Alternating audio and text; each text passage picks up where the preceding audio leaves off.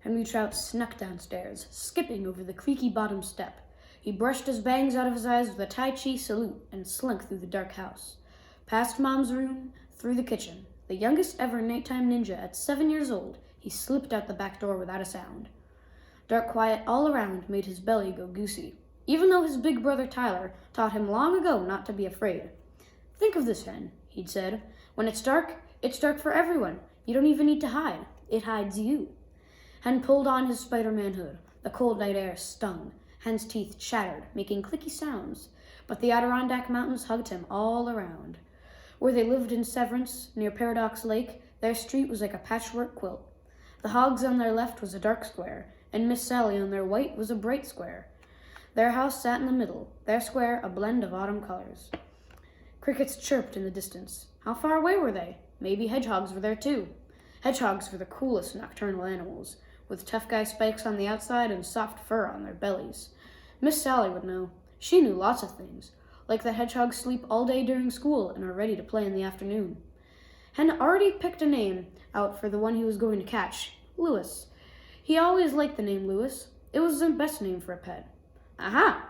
Maybe Miss Sally would babysit Lewis while Hen was in school, like she babysat Hen while Mom was at work. Tonight, in the deep night, Miss Sally's bay window blinked different colors into the dark quiet, like a disco ball. She must have fallen asleep in front of the TV again, slouched in her worn plaid chair. Hen smiled at the light.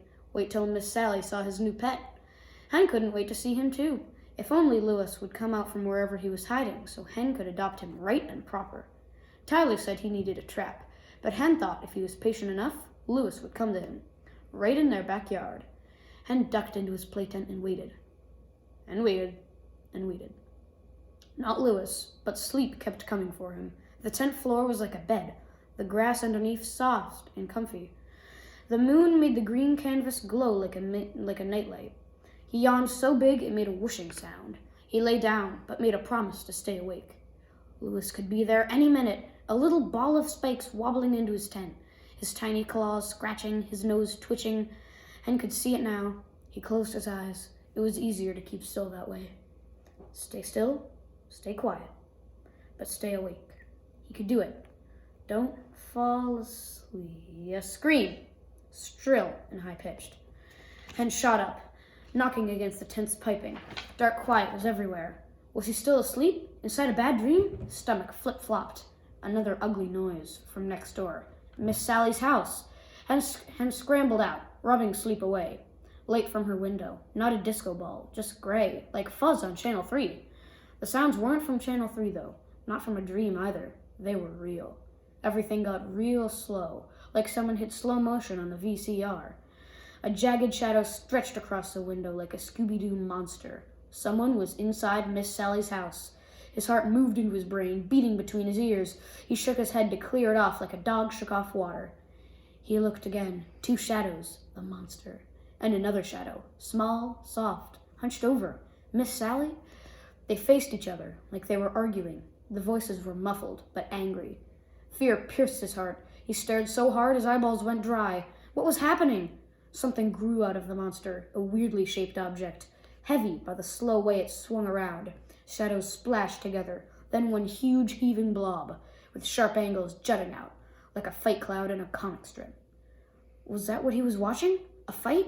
It changed so fast, like the darkness was trapped in a net. Hen wished he had night vision.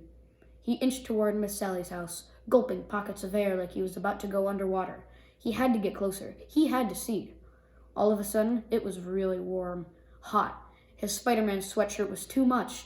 As he crawled across the grass, wetness soaked through the knees of his sweats. It traveled up his legs and into his stomach and heart and brain. He was wet all over. Was it sweat or pee? Maybe both. Don't be scared. Tyler's words rang clear in Hen's mind.